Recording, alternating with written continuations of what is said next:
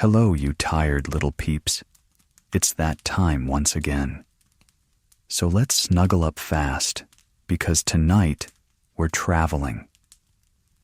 Back in time to look at the intricate mechanics of the stage, the painted expressions of the masks, and the enduring scripts that entertain the people of the empire.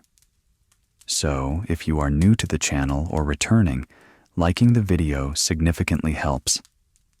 Also, please let me know where you're listening in from and what time it is for you.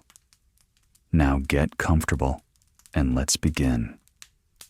We find ourselves standing before the colossal structure of a Roman theater, a monument not just to entertainment, but to the very engineering prowess that defines the civilization we are observing.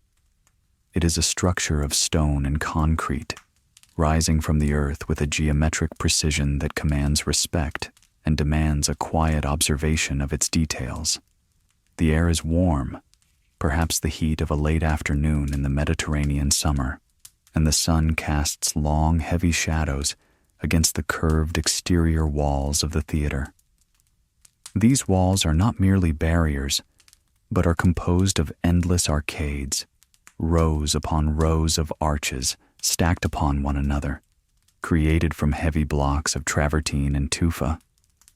The surface of the stone is rough to the touch in places, worn smooth in others by the passage of time and the brush of countless tunics, yet it stands firm, a testament to the permanence the Romans sought to impose upon their world. As we approach the entrance, we do not rush. There is no need for haste in this exploration. We simply observe the flow of people, a slow and steady stream of citizens making their way into the dark, cool corridors that lead to the seating area. These corridors, known as vomitoria, are marvels of crowd control, designed with mathematical exactness to ensure that thousands of spectators can fill and empty the vast space without chaos. The floor beneath our feet is paved with smooth stones, cool against the soles of sandals, and the echo of footsteps bounces softly off the vaulted ceilings above. There's a smell of dust and dry stone, mixed with the faint scent of oil and the distant, indistinct hum of the gathering crowd. It is a low, constant vibration, rather than a sharp noise, a sound that lulls the mind into a state of passive reception. Emerging from the shadows of the tunnels, we are greeted by the overwhelming vastness of the cavea, the semicircular seating area that opens up like a great stone fan towards the sky. The sheer scale of it is difficult to comprehend at a glance. Row upon row of limestone seats stretch upwards, climbing higher and higher until they seem to touch the rim of the sky itself. The bright sunlight washes over the white stone, making it gleam with an intensity that causes one to squint, but relief is provided above. High overhead, stretching across the open expanse of the theater, is the velarium. This magnificent awning, a masterpiece of rigging and canvas, shields the spectators from the harsh glare of the sun. We can see the thick ropes extending from masts fixed to the upper cornice of the theater, pulling the heavy fabric taut. The canvas ripples gently in the breeze, a slow, undulating movement that casts shifting patterns of shade and light across the audience below. The light that filters through is diffused, softer, creating a golden haze that hangs over the thousands of people settling into their places. The organization of this seating is rigid, a physical manifestation of the social order that governs the empire. We look down towards the orchestra, the semicircular space at the very bottom, closest to the stage. Here, the seats are not mere stone benches, but are wide and spacious, often adorned with cushions brought by their occupants. These are reserved for the senators, the elite, the men who wear the broad purple stripe on their togas. They sit with a practiced composure, conversing in low tones, their movements slow and deliberate. Above them, In the next tier of seats sit the equites, the knights, and wealthy businessmen of Rome. Their section is crowded but still distinct, separated by a low stone barrier that serves as a reminder of their station. As our eyes travel upward, the seats become narrower, the crowd denser. Here sit the ordinary citizens, the plebeians, the vast majority of the Roman populace. They are a sea of tunics, a patchwork of muted colors, browns, creams, and grays, filling the stone benches with a collective presence that feels heavy and grounded. And at the very top, in the steepest sections often supported by wooden bleachers in the earlier days, or stone in the great imperial theaters, are the women and the slaves, watching from the highest vantage point, distant observers of the spectacle unfolding below. The architecture of the theater is designed to focus all attention on a single point, the scaeni fronds. This is the permanent architectural background of the stage, a towering wall that rises to the full height of the cavea. It is not a blank canvas, but a lavishly decorated facade resembling the front of a magnificent palace or temple. We take a moment to study its details, for they are abundant and intricate. The wall is broken up by 3 main doors, the largest in the center, known as the valvae regii, or royal doors, through which the principal actors will make their grand entrances. Flanking this central grandeur are the smaller hospitalia, the doors used for guests or secondary characters. But the doors are only the beginning. The entire surface of the scaeni fronds is a complex arrangement of columns, niches, and statues. There are columns of colored marble, imported from the far reaches of the empire, green serpentine from Greece, yellow giallo antico from Numidia, red porphyry from Egypt.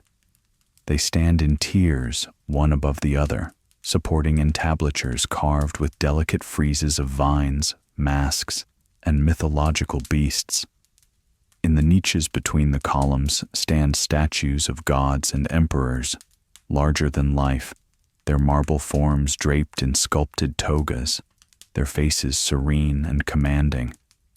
They look out over the audience with blank stone eyes, eternal witnesses to the plays that are performed day after day, year after year. The sunlight catches the polished surfaces of the marble, creating glints of light that contrast with the deep shadows of the recesses. The entire structure is a feast of architectural complexity, yet it remains static, a solid, unmoving frame for the transient actions of the plays.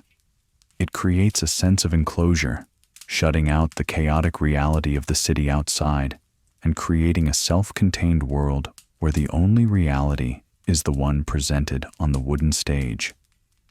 The stage itself, the pulpitum, is raised roughly 5 feet above the level of the orchestra. It is a long, rectangular platform, covered in wooden boards that have been smoothed and fitted with precision. The wood is seasoned, perhaps oak or pine, and it bears the scuff marks of countless sandals and the residue of painted scenery. The front of the stage, facing the orchestra, is decorated with reliefs, carvings of theatrical masks, musical instruments, and scenes from famous tragedies and comedies. We can imagine the sound of the actors' feet on these hollow boards, a resonant thud that carries their movements to the furthest rows. But for now, the stage is empty, waiting. It is a space of potential, a vacuum that demands to be filled. Before the actors appear, before the first line is spoken, there is the music. It does not begin with a sudden crash, but with a gradual accumulation of sound. We observe the musicians taking their places in the orchestra or to the side of the stage. The instruments are distinct, ancient, and made of natural materials that produce sounds far removed from the electronic noises of the modern world. There is the tibia, a double-pipe reed instrument, often strapped to the musician's mouth with a leather band, to help maintain the constant pressure required for continuous playing. The tibesin, the player, tests the reeds, producing a low, reedy drone that hums in the air. Then there are the lyres and the kitharas, stringed instruments with wooden sound boxes and gut strings that are plucked to create clear, resonant notes. We might also see the scabellum, a foot percussion instrument used by the flute player to keep time. A simple wooden clapper operated by the movement of the foot, providing a steady, rhythmic beat that underpins the melody. The atmosphere in the theater is one of patient expectation. The Romans regarded theater not just as entertainment, but as a religious festival, a ludi. The plays were often performed in honor of a specific god, and the performance itself was an offering. This religious connection adds a layer of solemnity to the proceedings. The audience is not merely there to be amused. They are there to participate in a communal ritual. There is a sense of shared purpose, a collective breath held in anticipation of the familiar stories. They know the plots. They know the characters. They know the endings. The pleasure lies not in surprise but in recognition, in the skill of the execution, in the beauty of the language, and in the precision of the gestures. It is a conservative form of art, grounded in tradition and repetition, much like the stone rose they sit upon. As we continue to gaze at the skene fronds, we notice the details of the painted scenery panels, known as periactoi. These are triangular prisms that can be rotated to change the background scene. Currently, they might display a generic street scene for a comedy, depicting the facades of 2 or 3 houses with practical doors and windows. The painting is done in perspective, a technique the Romans admired, creating an illusion of depth on the flat surface. The colors are earth tones, ochre, burnt sienna, terracotta, matching the warmth of the stone and the skin of the actors. When the scene needs to change to a pastoral setting for a satyr play, the prisms will be turned, revealing trees, rocks, and caves. But for now, the image is of the city, a mirror of the Rome that lies outside the theater walls, but cleaner, more ordered, and ready for the orchestrated chaos of the plot. The air grows heavy and still under the awning. The chatter of the crowd subsides into a murmur, then into silence. The shadow of the velarium shifts slightly as the sun moves across the sky, altering the angle of the light that falls on the stage. Dust motes dance in the beams of light that pierce through gaps in the canvas. We are suspended in this moment of waiting, observing the texture of the stone, the grain of the wood, the folds of the fabric, and the faces of the statues. Everything is solid, tactile, and real. The world of the Roman theater is a world of substance, built to endure, built to hold the weight of thousands of spectators and the weight of their cultural heritage. It is a vessel for storytelling, constructed with the same engineering rigor applied to aqueducts and roads. And it is here, in this magnificent, stone-wrought cradle of culture, that we prepare to witness the transformation of ordinary men into gods, heroes, and caricatures. The actors are preparing behind the skene fronds, in the dressing rooms, adjusting their tunics, securing their masks, and warming up their voices. But before they step out, we must understand the very tools that allow them to become someone else. We must look closer at the masks they hold in their hands, the static faces that will soon come alive with the tilt of a head or the modulation of a voice. The mask is the boundary between the actor and the character, a rigid barrier of linen and plaster that defines the persona. It is to these masks and the craft of their creation that we will turn our attention as we delve deeper into the quiet, methodical world of Roman performance. The stage is set, The audience is seated, and the history is waiting to be told, slowly, piece by piece, layer by layer. We shift our focus now, moving away from the grand sweep of the theater's architecture to the intimate, enclosed space behind the Skyne fronds. Here, in the post-skyenium, the air is cooler, shadowed by the high walls, smelling of stale makeup, linen, and the wood shavings of the mask maker's workshop. This is the domain of the artisan and the actor, a place of quiet preparation where the tools of transformation are crafted and donned. Central to this transformation, and indeed central to the entire concept of Roman theater, is the mask, the persona. Without it, the actor is merely a man. With it, he becomes an archetype, instantly recognizable even to the spectator sitting in the furthest row of the highest tier. The creation of these masks is a slow, deliberate process, an art form that balances durability with expression. We can imagine the workshop where these visages are born. It is a space filled with the dust of plaster and the scent of linen.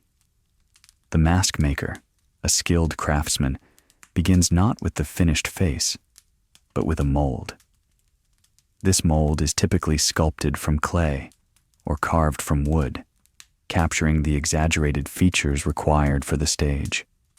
The eyes are wide and staring, the mouth a gaping aperture, often framed by a megaphone-like structure designed to amplify the actor's voice. The expressions are frozen, distilled into a single defining emotion: tragic grief, comic absurdity, or grotesque menace. Once the mold is ready, the craftsman applies layers of linen. This is not a quick application.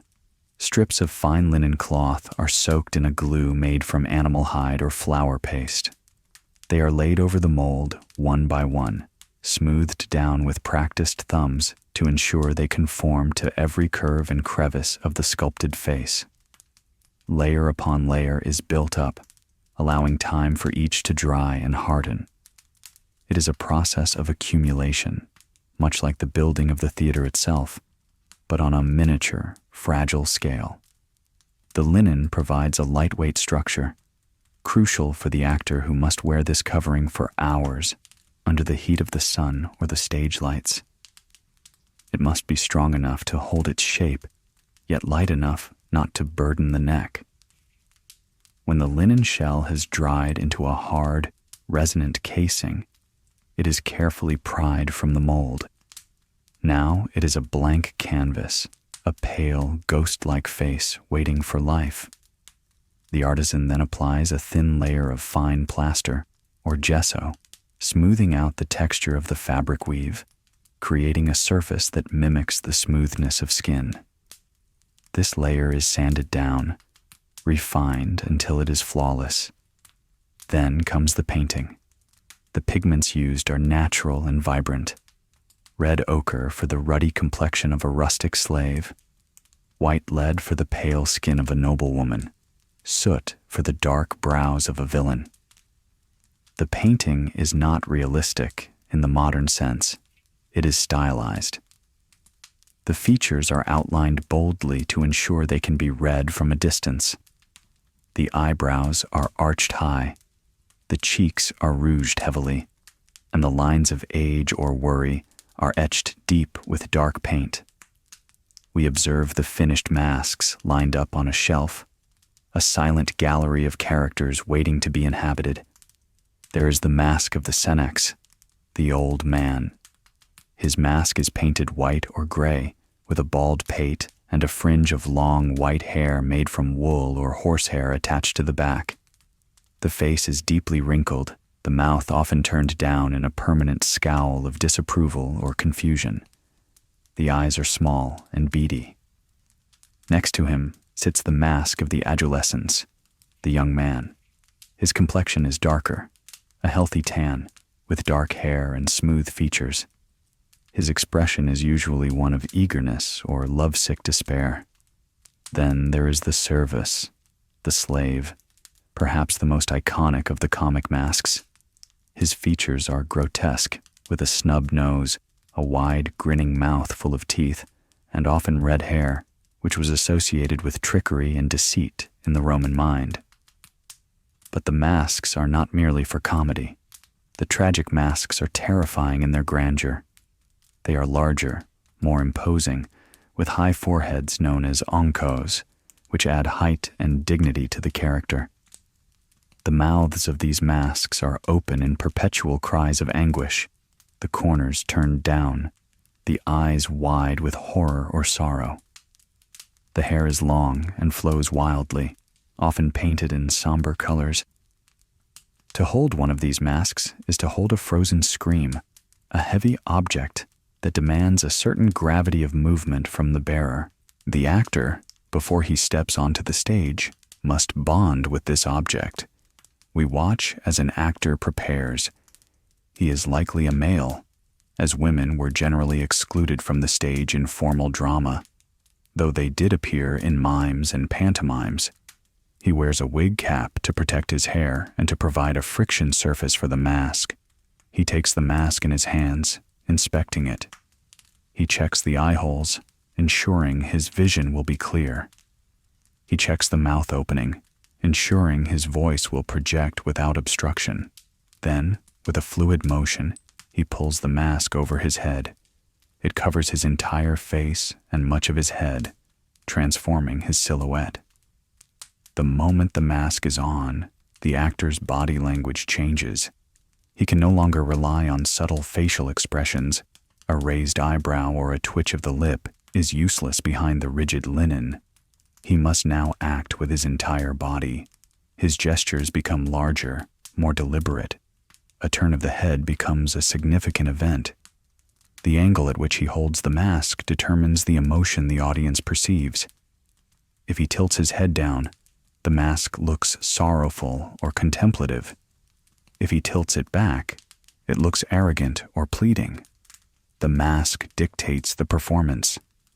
It simplifies the human complexity into a legible code that the thousands of spectators can instantly understand. There is a practical acoustic function to the mask as well. The large open mouth acts as a resonator. The sound of the actor's voice bounces off the hard inner surface of the mask, directed outward through the opening. It is a primitive form of amplification, helping the voice to carry over the ambient noise of the crowd in the open air. The actor must learn to project into the mask, to use it as an instrument. His voice must be strong, clear, and capable of great variation in pitch and tone. For the voice and the body are his only tools once the face is hidden. We also see the specialized masks for the pantomime dancers. These are different. They have closed mouths, for the pantomime does not speak. They are often more beautiful, more naturalistic, with serene expressions. The pantomime relies entirely on gesture and dance to tell the story, and the mask serves as a neutral, beautiful focal point. The chorus, too, has its own set of masks, often identical to one another, to emphasize their collective identity, their role as a single voice commenting on the action. The variety of masks is exhaustive. Pollux, a scholar from the 2nd century AD, listed over 40 types of comic masks alone. There are masks for parasites, flatterers, soldiers, cooks, and courtesans. Each has its specific color coding and feature set. A courtesan might have an elaborate hairstyle piled high with ribbons and jewelry molded into the mask. A soldier might have a mask that looks weather-beaten and scarred. This categorization allowed the audience to know exactly who a character was the moment they stepped through the valvae regii. There was no need for exposition about a character's nature. The mask declared it instantly. Here comes the boastful soldier, they would think, seeing the specific mask, and settle in for the expected jokes and situations. This system of masks also allowed for a small troupe of actors to play many parts. A play might have a dozen characters, but only 4 or 5 actors. By simply changing a mask and a robe in the wings, an actor could return to the stage as a completely different person. A man could exit as a young lover and re-enter moments later as his own angry father. This fluidity was part of the theatrical magic, a game of identity that the audience understood and accepted. The mask provided the continuity of the character, independent of the actor beneath it. As we stand in the cool, dim workshop, surrounded by these staring faces, we feel the weight of tradition. These designs were not invented anew for each play. They were handed down, copied, and refined over generations. A mask of Hercules looked like Hercules because that is how Hercules had always looked. To change it would be to break the visual language that bound the audience and the performers together. The mask is a symbol of the static, enduring nature of Roman cultural forms. It is a shell that waits to be filled, a vessel for the stories that, despite their age, continue to speak to the human condition. Stories of love, greed, mistaken identity, and the whims of the gods. The actor adjusts the straps at the back of his head, ensuring the fit is tight. He takes a deep breath, the sound hollow inside the linen cavity. He is ready. He moves towards the entrance to the stage, the light from the open theater spilling into the dark corridor. The noise of the crowd swells. He is no longer himself. He is the mask.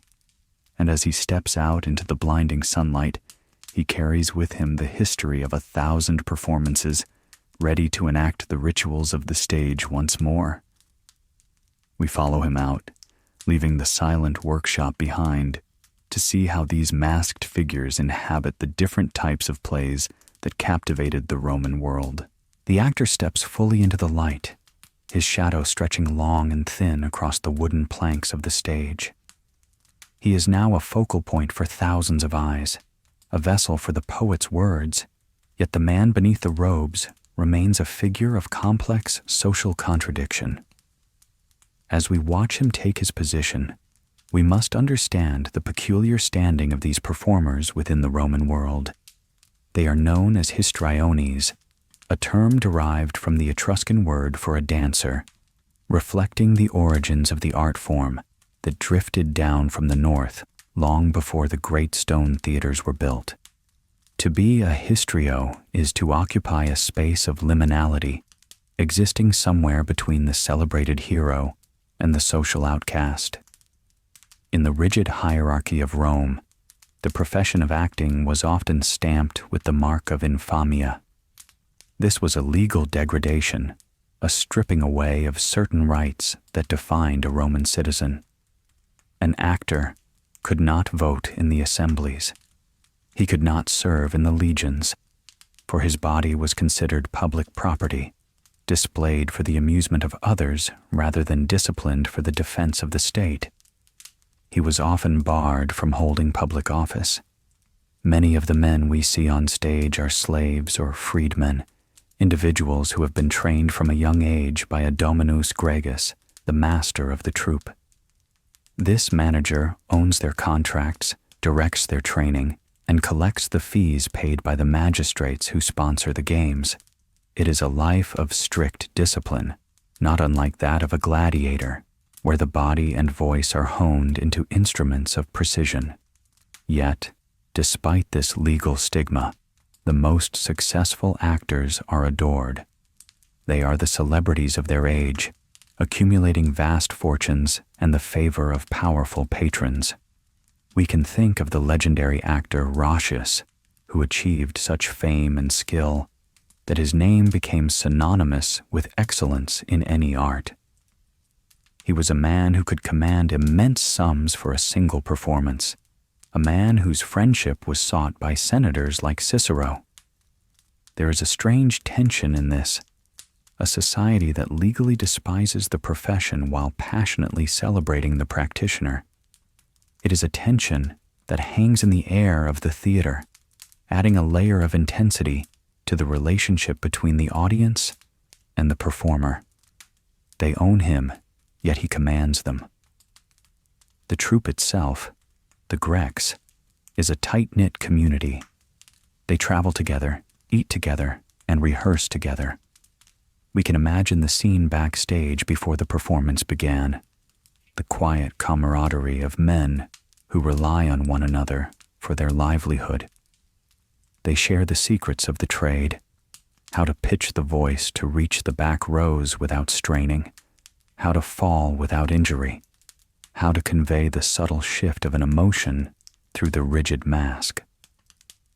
There is a hierarchy within the troupe as well, from the leading actor, the actor primarum partium, who takes the main roles and commands the highest respect, down to the mute extras who fill out the crowd scenes.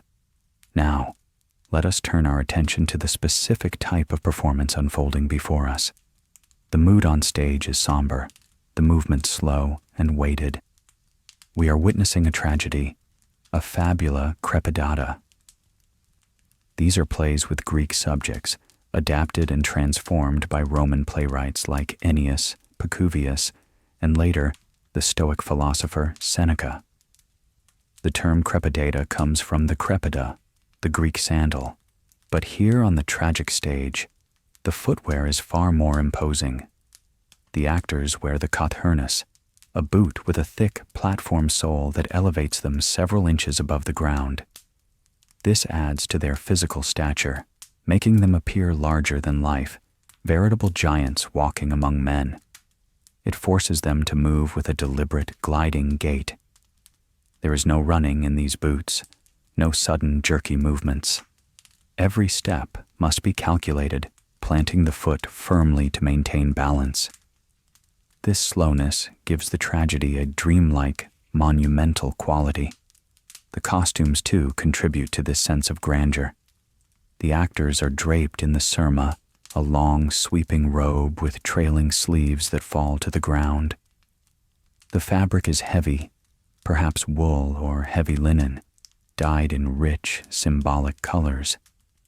A king might wear robes of purple and gold, heavy with embroidery that catches the sun. A figure in mourning might be swathed in black or dark gray.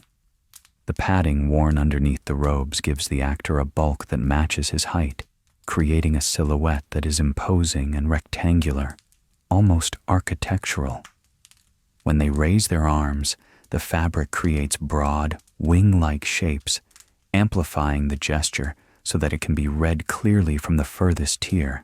The subject matter of these tragedies is dark and intense. We listen to the speeches, long rhetorical outpourings of emotion and philosophy. The Roman taste in tragedy leans towards the spectacular and the macabre. They are fascinated by the extremes of human experience, madness, revenge, supernatural intervention, and the crushing weight of fate. The language is dense, filled with elaborate metaphors and mythological allusions. The actor does not merely speak, he declaims. His voice is a powerful baritone, trained to sustain long passages of verse without faltering. He uses a technique of delivery that sits somewhere between speech and song, a musical recitative that rises and falls with the emotional arc of the scene. Accompanying this voice is the constant presence of the tibia player. In tragedy, the music is not merely background, it is an integral partner to the text. The flute player follows the actor, matching the rhythm of the verse, underlining the emotional beats with mournful, low notes or shrill, piercing cries during moments of high tension.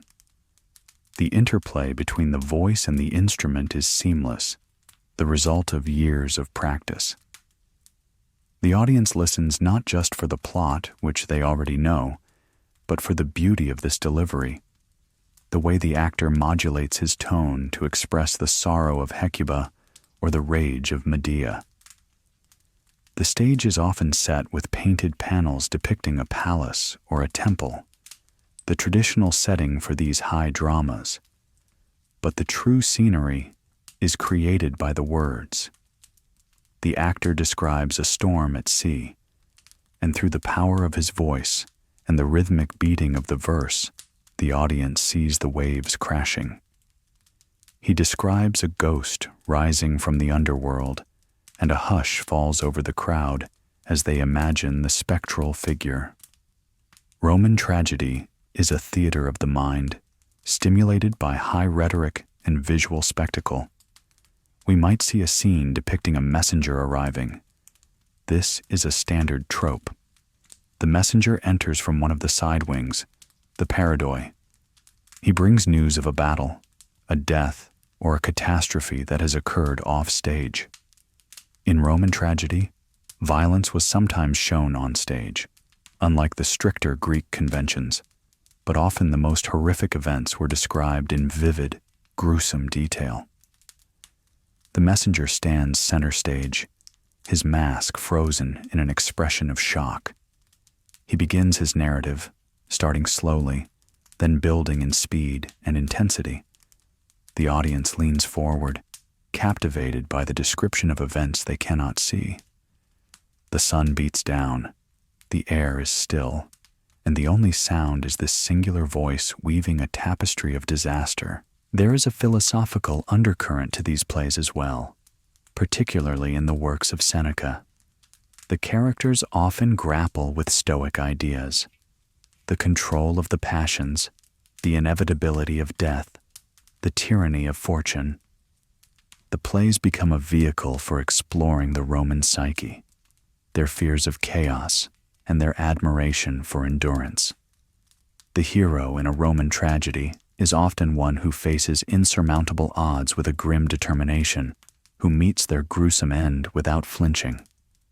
This resonated deeply with a people who prided themselves on their martial virtues and their ability to withstand hardship. As the play progresses, the chorus enters. In Roman tragedy, the chorus has a somewhat diminished role compared to the Greeks, but they are still present. They file into the orchestra, a group of men dressed alike, moving in unison. They sing odes between the acts, commenting on the action, offering moral platitudes, or lamenting the state of the world. Their movements are choreographed, a slow, rhythmic dance that mirrors the meter of the poetry. They function as a bridge between the audience and the high drama on stage, voicing the collective reaction to the unfolding events. The performance creates a hypnotic rhythm. The long speeches, the musical accompaniment, the slow, heavy movements of the actors, the swaying of the chorus, it all combines to induce a trance-like state. The heat of the day adds to this heaviness. Fans flutter in the audience, a sea of movement. Sellers of snacks and drinks move quietly through the aisles during the intervals, selling pastries and watered wine. But during the performance, attention is fixed. We watch a scene where a ghost appears. The Romans loved the supernatural. A special trapdoor in the stage floor, known as the Coronian steps, might be used. From this opening, accompanied by smoke and the low rumble of thunder sheets, bronze bowls filled with stones rattled backstage, a figure rises. He is dressed in rags, his mask pale and gaunt. He speaks of the torments of Tartarus, of justice denied. The effect is eerie, playing on the deep-seated Roman superstitions about the dead and the afterlife. The actor playing the ghost moves with a stiffness that suggests the rigor mortis, his voice hollow and echoing. As the tragedy moves towards its conclusion, the emotional temperature rises. The speeches become shorter, more frantic. The music speeds up.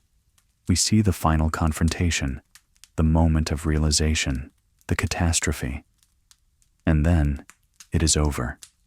The actors freeze in a final tableau. The music stops. There is a moment of silence before the applause begins, a ripple that starts in the front rows, and spreads upwards to the gods. The tragedy has done its work. It has purged the emotions, reinforced the social and moral codes, and provided a shared experience of catharsis. But the day at the theater is not over. The Romans demanded variety. After the heavy meal of tragedy, they required a palate cleanser, something lighter, faster, and more grounded in the gritty reality of their own lives. As the tragic actors exit with their heavy steps, the stage crew rushes out to change the painted panels. The palace background is rotated away, replaced by the street scene of a comedy. The mood shifts instantly. The air seems to lighten. We prepare now to leave the world of myth and enter the world of the marketplace, the household, and the clever slave. We prepare for the fabula palliata, the Roman comedy, where the laughter is loud and the situations are delightfully, painfully familiar. The atmosphere in the theater undergoes a palpable shift. The heavy solemnity of the tragedy dissipates, replaced by a restless, buzzing energy. The sun has moved further across the sky, perhaps casting the stage into a more generous shade, and the audience stretches, chatters, and resettles. They are ready for the fabula palliata, the comedy in Greek dress. While the setting might ostensibly be Athens, the heart and soul of these plays are undeniably Roman, reflecting the chaotic, vibrant, and often bawdy life of the city streets. The musicians strike up a new tune. Gone are the mournful, slow rhythms of the tragedy. The tibia player now pipes a lively, upbeat melody, the notes tumbling over one another in a frantic, merry cascade. The footclapper, the scabellum, taps out a quick, driving beat that makes it hard to sit still. This is the signal. The actors burst onto the stage, and immediately the difference is striking. They do not glide in heavy boots.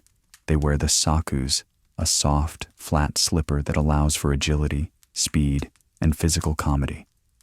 They run, they jump, they tumble. The energy is kinetic. The costumes are shorter, more practical tunics, often padded to create grotesque, exaggerated bodies, potbellies, hunched backs, spindly legs. These are the bodies of the common people, caricatured for effect. The masks, as we observed earlier, are grinning, leering, and ridiculous. We see the stock characters instantly. Here comes the senex, the old man, hobbling out of one of the house doors. He is shouting, waving a stick, his voice a cracked, high-pitched wheeze. He is likely complaining about his spendthrift son or his shrewish wife. Following him is the servus, the slave, the true hero of Roman comedy. His tunic is short, allowing him to sprint, and his red wig signals his mischievous nature. He moves with a crouch, eyes darting left and right, addressing the audience directly with a conspiratorial whisper. The plot is a tangled knot of misunderstandings, mistaken identities, and romantic schemes. A young man, the adolescens, is in love with the girl he cannot marry. Perhaps she is a slave or a courtesan, or supposedly of low birth. He is despairing, poetic, and utterly useless at solving his own problems. He turns to his slave, the cunning architect of the plot. "Help me," he pleads, "or I shall die of love." The slave, rolling his eyes behind his mask, agrees, usually in exchange for freedom or a heavy purse. And so the game begins. We watch a scene of deception unfold. The slave must trick the old father out of money to buy the girl's freedom. He spins a web of lies, inventing a fake business deal, a long-lost relative, or a terrifying debt. The dialogue is fast, rapid-fire Latin filled with puns, insults, and street slang. The audience roars with laughter at the clever wordplay and the sheer audacity of the slave. This is the world upside down, a temporary carnival where the slave outsmarts the master, where the weak triumph over the strong, and where authority is mocked with glee. It serves as a safety valve for a society strictly stratified by class and power. For a few hours, the lowliest spectator can laugh at the foolishness of a wealthy patriarch. Another character enters, the Miles Gloriosus, the braggart soldier. He struts onto the stage, chest puffed out, sword rattling at his side. He is followed by a parasite, a flatterer who feeds his ego in exchange for a meal. The soldier boasts of his conquests, of armies defeated single-handedly, of queens who swooned at his feet. "Did I not crush the elephant with my thumb?" he bellows. "You did, sir, you did." The parasite agrees, nodding vigorously. The audience knows he is a coward. They wait for the inevitable moment when his bravado is punctured, when he is frightened by a mouse or chased off by an angry cook. The humor is broad, physical, and deeply satisfying. We see the physical comedy, the slapstick. There are beatings, fake of course, but noisy. A character hides in a barrel or behind a statue, overhearing secrets. Doors open and close with perfect timing, characters missing each other by split seconds. It is a mechanical ballet of chaos. The stage represents a street, and the doors of the Skene fronds represent the houses of the main characters. The spaces between the houses are the alleyways, the angeportum, where secret meetings take place. The exits to the left and right lead to the forum or the harbor, countryside, respectively.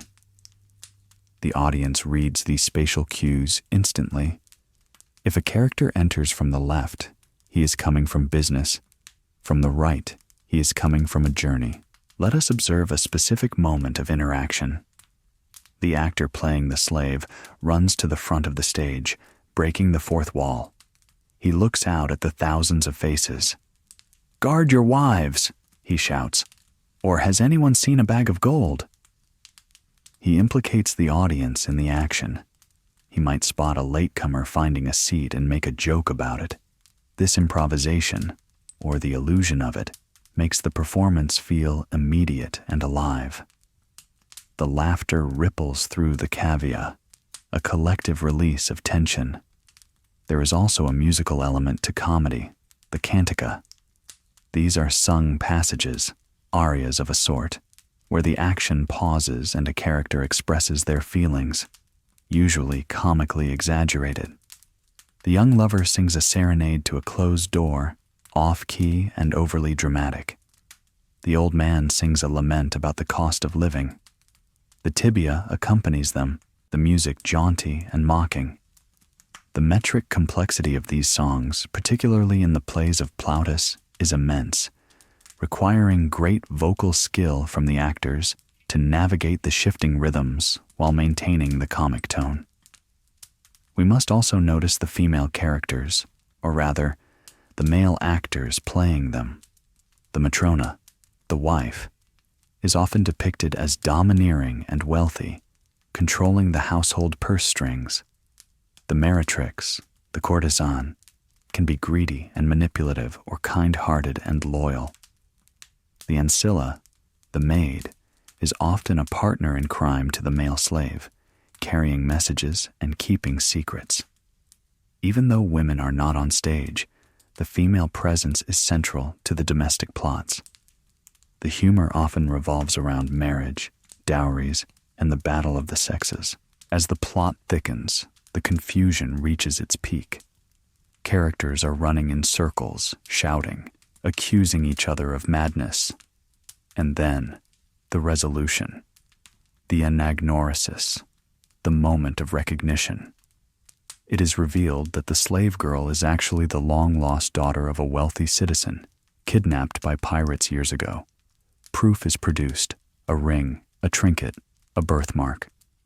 Suddenly, she is eligible for marriage. The father is reunited with his child, the young man gets his bride, the slave gets his reward, and the soldier is humiliated. Order is restored. The world upside down rights itself. The play ends with the entire cast assembling on stage. They step forward, removing the illusion of the character for a brief moment. "Plaudite!" they cry out in unison. "Applaud!" The audience responds with thunderous clapping, whistling, and cheering. The energy is high, a stark contrast to the somber end of the tragedy. The comedy has affirmed the social bonds through laughter, reminding everyone that while life is chaotic and full of folly, it ultimately tends towards harmony and marriage. But the Romans, with their insatiable appetite for spectacle, are not done yet. As the comedians exit, dancing off the stage to the fading notes of the tibia, a different kind of preparation begins. The sophisticated, scripted dramas of tragedy and comedy are the high culture, the imported Greek forms perfected by Roman masters.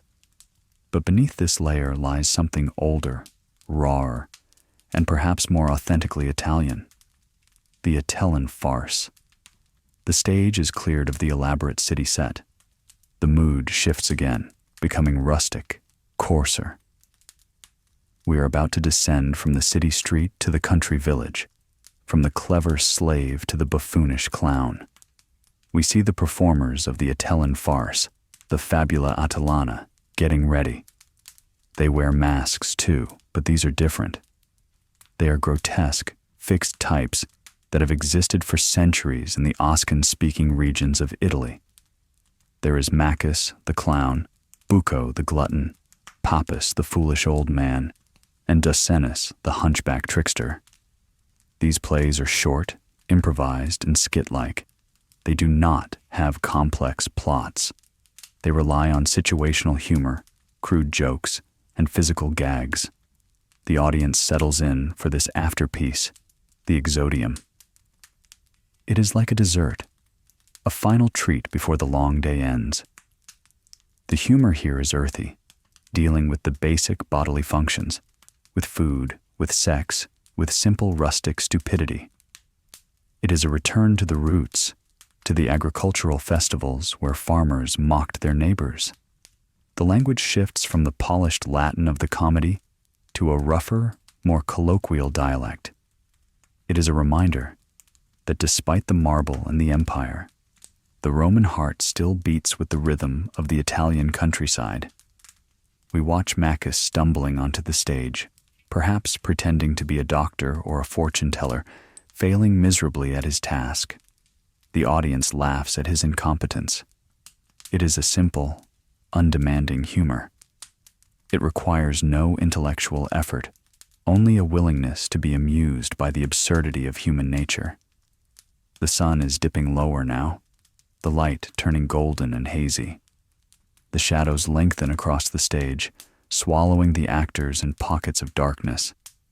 The day at the theater is winding down, but the connection between the people and the performance remains unbroken. We sit in the cooling air, surrounded by the echoes of laughter, waiting to see how this day of spectacle will finally conclude, and what other forms of entertainment might spill out from the stage into the arena of the mind. As the laughter from the rustic farce fades into the stone tiers, drifting away like smoke on the breeze, the mood within the theater undergoes yet another transformation. We have journeyed from the high, tragic peaks of mythology to the structured chaos of the city comedy and down to the earthy roots of the country sketch. But the Roman appetite for performance is vast and varied, and now we prepare to witness a form of entertainment that strips away the artifice of the mask and the buskin, bringing the raw, unvarnished reality of the human face directly before the audience. The stage is cleared. The painted panels are shifted once more, perhaps to a simple backdrop of a curtain or a folding screen. The musicians adjust their tempo, finding a rhythm that is looser, more improvisational. We are about to enter the world of the mime. The performers who now take the stage are distinct from the stately actors of tragedy or the padded clowns of comedy. They are known as planipes, the barefoot ones. They wear no cothurnus to elevate their stature, nor the soft soccus of the comedian. Their bare feet connect directly with the wooden boards of the stage, grounding them in the physical reality of the moment. This absence of footwear is the first signal that what we are about to see is of the earth, of the street, of the immediate and tangible world. More striking than their feet, however, is the absence of the mask. For the first time, we see the actors' faces. They are painted, certainly, with heavy lines of grease paint to accentuate the eyes and mouth, but the mobile, fleshy reality of the human visage is exposed. We can see the twitch of a muscle in the cheek, the flaring of a nostril, the rolling of an eye. This reliance on facial expression, on the mimetic capability of the countenance, changes the nature of the connection with the audience. It is intimate, direct, and sometimes confronting. The barrier of the linen persona is gone. The actor is simply a man, or, and this is a significant departure, a woman. Here, in the mime, the Roman stage opens its doors to women. The mimi, the actresses, are figures of great fascination and controversy. They stand on the stage alongside the men, dressed in colorful, often revealing tunics that catch the light. They are dancers, singers, and comediennes, women of immense talent and charisma, who command the attention of the thousands watching. We might imagine a famous actress of the time, perhaps a figure like Cytheris, who captivated generals and poets alike. Her movements are fluid, her voice trained to project without the aid of a resonating mask. She plays the role of the sharp-witted wife, the scheming lover, or the adventurous traveler with a confidence that rivals any male counterpart.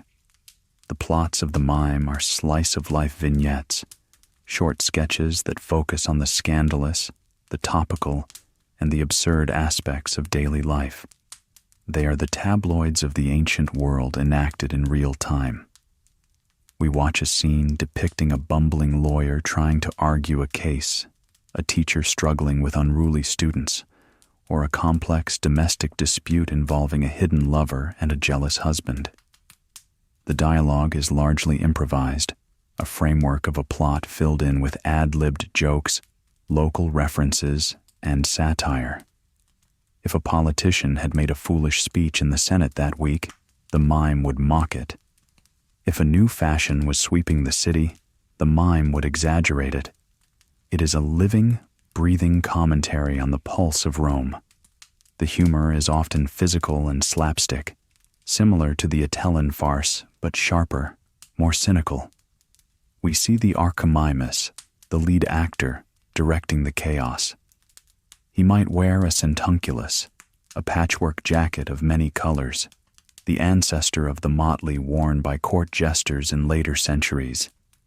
He is the ringmaster of this circus of human folly.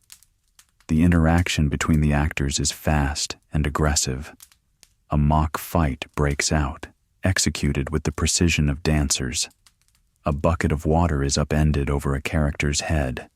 The audience roars. This is low comedy, certainly, but it requires a high degree of skill to execute without injury and with perfect timing. But the mime is not just about laughter. It can also be about spectacle and sensation. There are accounts of mimes that involved real animals on stage, trained dogs performing tricks, or even birds. In the later empire, as the taste for realism grew more extreme, the boundaries between acting and reality could blur. But for now, in the golden light of the afternoon, we are watching a performance of skill and wit. The mime reflects the multicultural nature of the empire, with dialects and accents from Syria, Gaul, and Africa often mimicked for comic effect. Creating a soundscape of the diverse world, Rome has conquered. As the mimes conclude their raucous performance, bowing to the applause and the occasional jeer, for the audience is vocal in its criticism, the stage is cleared once more. The sun is lower now, casting long, dramatic shadows that stretch across the orchestra. The air has cooled slightly, but the heat of the stone remains. It is time for the final, and perhaps the most sophisticated, form of theatrical art to take the stage. This is the pantomime. If the mime is the art of the street, the pantomime is the art of the palace. It is the ballet of antiquity, a performance of such grace and refinement that it was favored by emperors and intellectuals. The focus narrows down to a single figure, the pantomimist. He enters the stage alone. He wears a long silk tunic that flows around his body like water, and a cloak, the pallium, which he will use as a prop, a shield, a swaddling cloth, or a shroud. He wears a mask, but it is unlike the open-mouthed masks of drama. This mask has a closed mouth. It is serene, beautiful, and neutral. The pantomime does not speak. He does not sing.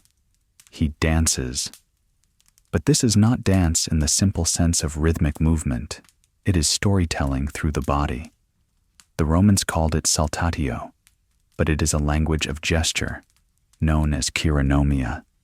Every movement of the hand, every turn of the wrist, every angle of the finger has a specific meaning. With a wave of his hand, he summons an army. With a tilt of his head, he expresses the grief of a widow. The audience, literate in this visual language, follows the narrative as clearly as if it were spoken. Behind him, the orchestra is full and rich. The tibia, the cymbals, the drums, and a chorus of singers provide the soundtrack. The chorus sings the libretto, telling the story of the myth, perhaps the tragic love of Venus and Adonis, or the madness of Hercules. The pantomime embodies all the characters in the story. He is the solo virtuoso. We watch as he performs the role of the angry king. His movements are sharp, angular, powerful. Then, in a moment of transition, he spins, adjusts his cloak, perhaps changes his mask in a lightning-fast movement turned away from the crowd, and turns back as the pleading daughter. His posture softens, his hands become imploring. His entire physical presence shifts from masculine aggression to feminine vulnerability. It is a hypnotic display of transformation. The famous pantomimes, stars like Pylades and Bathyllus, are worshipped by the public. Factions of supporters, wearing blue or green to signify their allegiance, argue in the streets over who is the greater artist. In the theater, the tension is palpable. The audience watches the fluidity of the dancer's limbs, the liquid movement that was so prized. The silk of his costume ripples, catching the light, extending the lines of his body. He is a conduit for the emotions of the myth, channeling the divine and the tragic through his muscles and bones. The music swells, the chorus reaches a crescendo, and the dancer executes a final, frozen pose, a tableau vivant that captures the essence of the story's climax. The stillness that follows is profound, broken only by the sudden, thunderous appreciation of the crowd.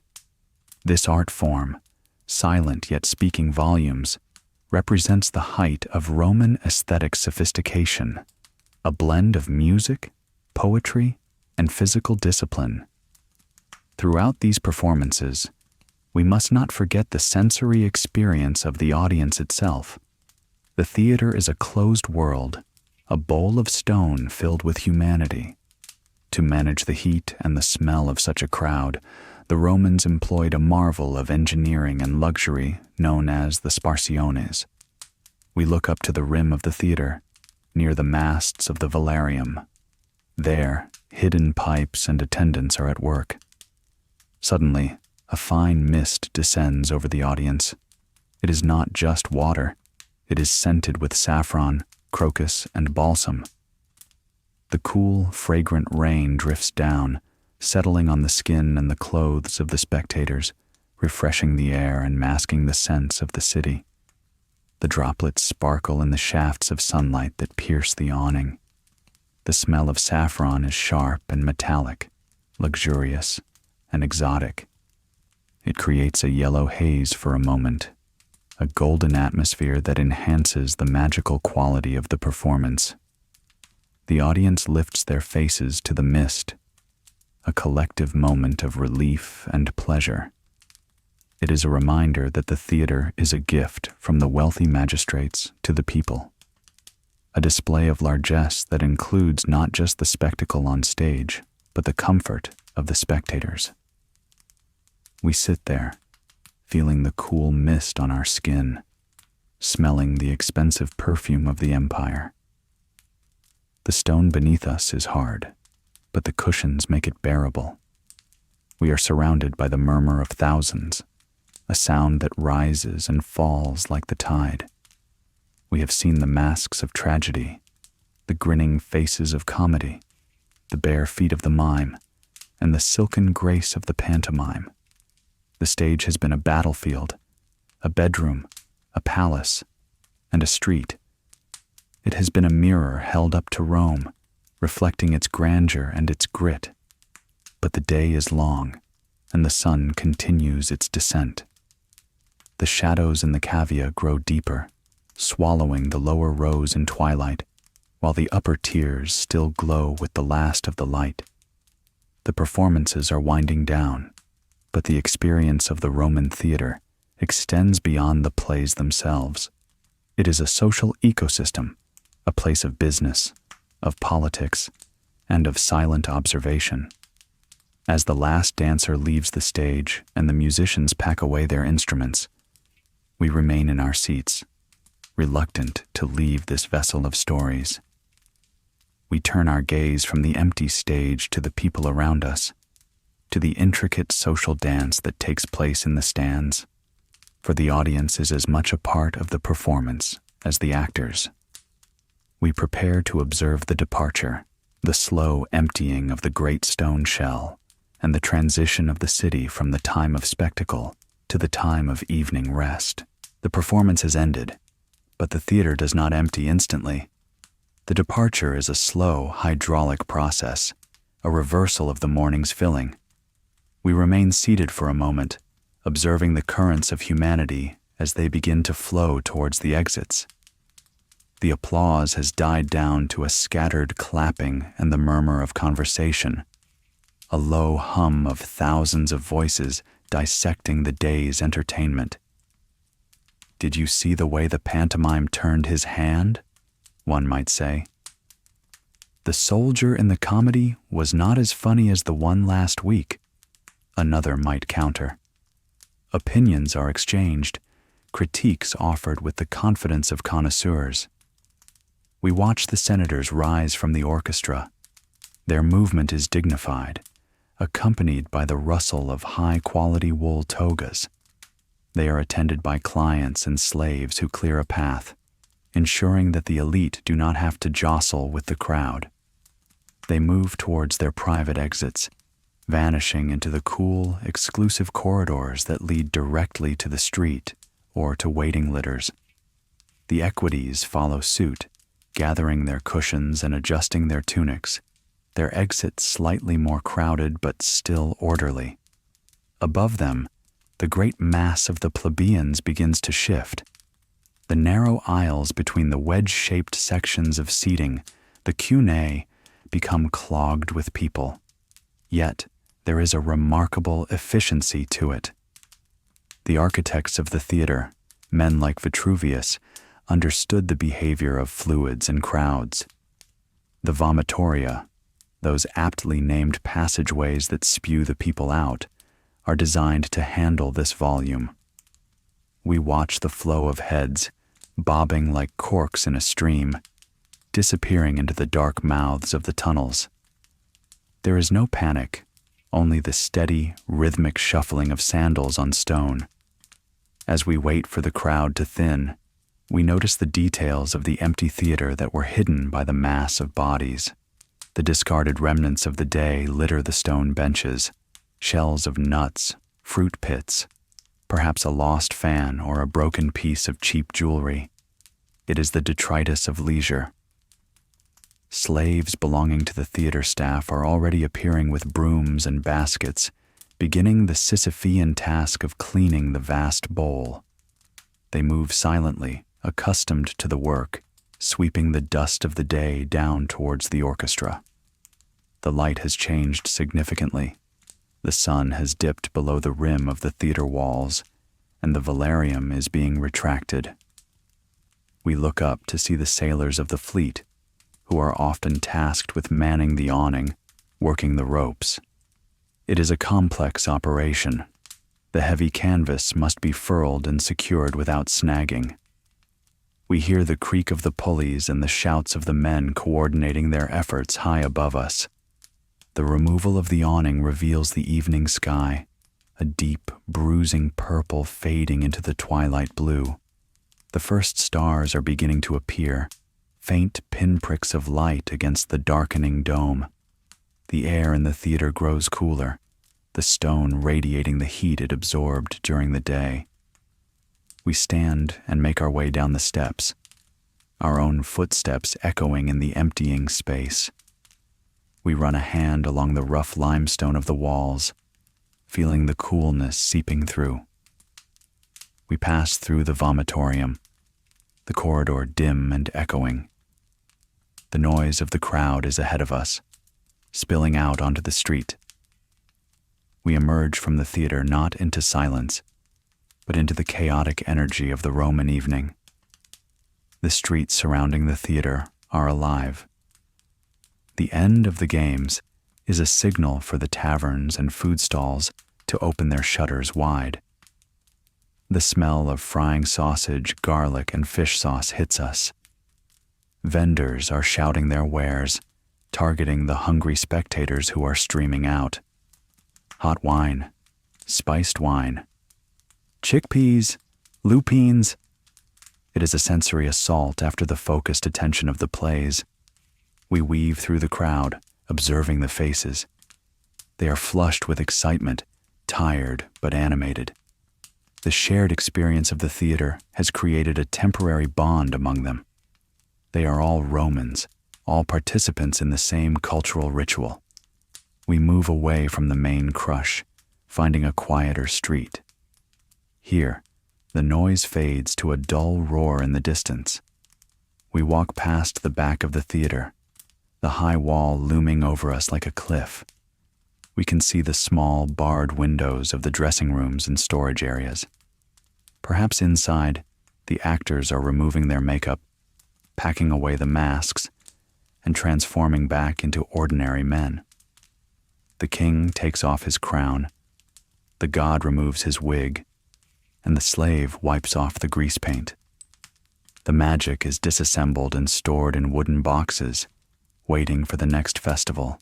As we walk, the city of Rome begins to settle into its nocturnal rhythm. The workshops are closing, the shutters coming down with heavy thuds. The smoke from cooking fires rises from the insula, the apartment blocks that tower on either side of the narrow streets. We see the flicker of oil lamps in windows, small beacons of domesticity. The monumental center of the city, the forums, the temples, begins to look like a stage set itself, lit by the moon and the torches of the night watch. We find ourselves thinking about the nature of the spectacle we have just witnessed. The theater was not just a place of entertainment. It was a microcosm of the empire. It was a place where the emperor could see his people and be seen by them. It was a place where public opinion could be gauged by the applause or the silence. It was a safety valve for the pressures of urban life, a place where emotions could be safely released in the dark. The tragedies taught them endurance, the comedies taught them to laugh at themselves, and the mimes kept them connected to the gritty reality of their world. We reach the banks of the Tiber. The river flows darkly, reflecting the torchlight from the bridges. The water moves with a silent, heavy power, much like the history of the city itself. We stand on the bridge, the Pons Emilius, looking back towards the silhouette of the theater against the night sky. It stands silent now, a great sleeping giant. The voices of the actors are gone, but the structure remains, a promise that the stories will continue tomorrow. The night air is pleasant, carrying the scent of the river and the cooling earth. We continue our walk, moving towards a different part of the city, away from the stone entertainment districts and towards the residential hills. The noise of the city changes. It becomes more sporadic, a dog barking, a cart rattling over cobblestones, a snatch of song from a distant tavern. We are entering the quiet time, the time for sleep and restoration. But before we rest, there is one more aspect of Roman life that connects deeply to the world of the theater, the private recitation. Not all performance happened in the great public venues. For the elite, the love of words and drama extended into the dining room, the triclinium. We imagine passing a wealthy domus, the door slightly ajar, revealing a glimpse of the peristyle garden within. We can hear the faint sound of a voice reading aloud. In these private spaces, poetry and drama were consumed in a more intimate setting. A host might invite friends for a dinner party, a convivium where the entertainment was not a gladiator fight or a dancer, but a recitation of a new tragedy or a reading of Virgil. The guests recline on couches, sipping wine, while a trained lector reads the text. Here, the focus is entirely on the words, on the rhythm of the verse, on the intellectual pleasure of the language. It is the theater stripped of its spectacle, distilled to its essence. We can imagine the scene, the flickering light of the lamps illuminating the frescoes on the walls, the scent of rose petals scattered on the floor, the attentive faces of the guests. The reader's voice rises and falls, capturing the emotions of the characters without the aid of masks or costumes. It is a reminder that the theatrical spirit permeated every level of Roman society, from the noisy, crowded stone benches of the Theater of Pompey to the quiet, refined atmosphere of the private library. As we walk on, the city grows quieter still. The traffic of the day has ceased. The heavy wagons, which are only allowed to move within the city walls at night to avoid congestion, begin to appear. We hear the rumble of their iron-rimmed wheels on the basalt paving stones, a deep grinding sound that is the heartbeat of the Roman night. They are bringing in the supplies for tomorrow: grain, oil, wine, stone. The city never truly stops. It only changes its function. We turn a corner and find ourselves in a narrow alleyway. The walls close on either side. Above us, a strip of starry sky is visible between the rooftops. It is peaceful here. The day's heat has finally dissipated, replaced by a comfortable chill. We wrap our imaginary cloaks tighter around us. We are tired, a good, heavy tiredness born of observation and immersion. We have traveled through the layers of Roman performance, from the architectural grandeur to the minute details of the mask, from the high tragedy to the low farce. We have seen how the Romans used the stage to mirror their world, to understand their gods, and to laugh at their own follies. We have seen the actors, the writers, the musicians, and the audience. We have seen the engineering that made it possible and the social structures that organized it. It is a complete picture, a mosaic of culture that reveals the soul of the civilization. Now, the city sleeps, or tries to. The night watchmen, the vigils, patrol the streets with their lanterns and buckets, guarding against fire and crime. We see a pair of them at the end of the street, their shadows long and dancing on the wall. They nod as we pass, silent guardians of the peace, We are safe here, observers in the dark, moving through the history that surrounds us. We approach a small public fountain, the water gushing from a bronze spout into a stone basin. The sound of the water is soothing, a constant, gentle splashing. We pause to listen. It is the sound of time passing, of the water that has flowed through the aqueducts, through the city, and out to the sea for centuries. It washes away the dust of the theater, the noise of the crowd, leaving only the clarity of the night. We are nearing the end of our journey for tonight. The bed is waiting, the mind is full of images, and the body is ready for rest. But we will not rush the final moments. We will savor the quiet, the darkness, and the feeling of having touched the past. We will let the images of the masks and the stages settle in our memories, becoming part of the dreamscape we are about to enter. The Roman theater is closed for the night, but its echo remains, a whisper in the stone, a ghost in the wings, waiting for the dawn to bring it back to life. We return in our minds to the silent, empty shell of the theater, standing vast and imposing in the moonlight. While the seats are empty and the actors have dispersed into the city, the structure itself holds secrets that are best observed in this stillness. To truly understand the Roman stage, one must look not just at what is seen, but at what is hidden. We move now from the bright spectacle of the performance to the dark, complex underbelly of the stage, the hyposcenium. We imagine descending a narrow flight of wooden stairs tucked away behind the scene fronds. The air here is different. It smells of damp earth, seasoned timber, and the tallow of unlit lamps. We are beneath the pulpitum, the stage floor. Above our heads are the sturdy planks where the heroes and gods walk. But down here, in the shadows, is the realm of the machinist and the engineer. The space is a forest of wooden pillars and beams, a lattice of support that holds up the world of the play. Here, in this cramped and utilitarian space, lies the machinery of illusion. The most ingenious of these devices is the curtain mechanism, the oleum. Unlike the curtains of the modern theater, which rise to reveal the stage, the Roman curtain falls. We can see the deep trench cut into the floor at the very front of the stage, running the entire length of the proscenium. Inside this trench lies the rolled canvas of the curtain, intricately painted with figures of Britons or Parthians, symbols of Rome's triumphs. The mechanism to operate this is a marvel of pulleys and counterweights.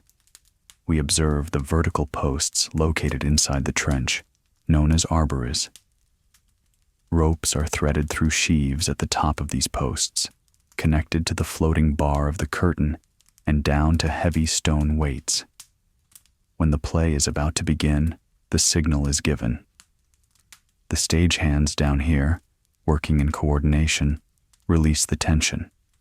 The weights descend, and the curtain rises from the trench, concealing the stage. At the end of the play, or to reveal a scene, the process is reversed. The curtain sinks rapidly into its slot, vanishing into the earth as if by magic, instantly revealing the tableau on the stage. The sound of this operation would be a low rumble of wood against wood, a mechanical breath that signals the start of the fantasy. Deeper in the shadows, we find the machinery for the saparium. This is a smaller, lighter curtain, often used in comedies or mimes to hide the background or to allow for quick changes of scenery. It operates more like a folding screen or a sliding panel. The coordination required to manipulate these barriers without snagging or delay is immense. The men who work down here are unseen, unapplauded, yet their timing dictates the flow of the entire performance. We also see the trapdoors, the pegmata. Looking up at the underside of the stage floor, we can distinguish the square outlines of these hinged panels. Below them are lift platforms, simple elevators operated by capstans and levers. A character needs to rise from the underworld. The actor stands on the platform in the darkness of the hyposcenium. 4 men push the bars of the capstan, winding the rope. The platform rises steadily. The trapdoor opens, and the actor emerges into the light, accompanied by the smoke from braziers lit just beneath the opening. It is a dangerous business. A slipped rope or a jammed gear could result in injury, but the Romans prized the effect above safety. And then there is the machina, the device that gave us the term Deus ex machina, the god from the machine. This is a crane-like structure, situated high up behind the skyne fronds, but its controls run down to the lower levels. It is a robust beam of timber, pivoted to swing out over the stage. From its tip hangs a harness or a basket. When a god needs to descend from the heavens to resolve the plot, the actor is strapped in. The crane swings out, the pulleys squeal softly, and the deity floats in midair, suspended above the awe-struck mortals below. We can appreciate the sheer physical strength required to operate these hoists, the friction of the ropes, the creaking of the timber under the weight of a man in full regalia. Leaving the dark confinement of the understage, we move back out into the orchestra, the semicircular floor at the foot of the seating. In the Greek theater, this was the dancing place for the chorus. In the Roman theater, its function changed. It became a seating area for the VIPs, as we noted, but it was also a barrier. We notice a low wall, the baltus, separating the orchestra from the first row of seats. This was a safety feature, particularly necessary when the theater was used not for plays, but for other forms of entertainment that might spill over, though true gladiatorial combat was reserved for the amphitheater. The acoustic design of this stone bowl is another aspect of invisible engineering. Vitruvius, the great Roman architect, wrote extensively about this. He described how the voice spreads in concentric circles, like ripples in a pond. The slope of the seats is calculated to ensure that the sound wave is not obstructed by the person sitting in front, but the Romans went further. In some theaters, they installed bronze vessels called achaea, tuned to specific musical notes. These were placed in niches under the seats at mathematical intervals. They acted as resonators, amplifying the actor's voice and clarifying the musical notes of the tibia.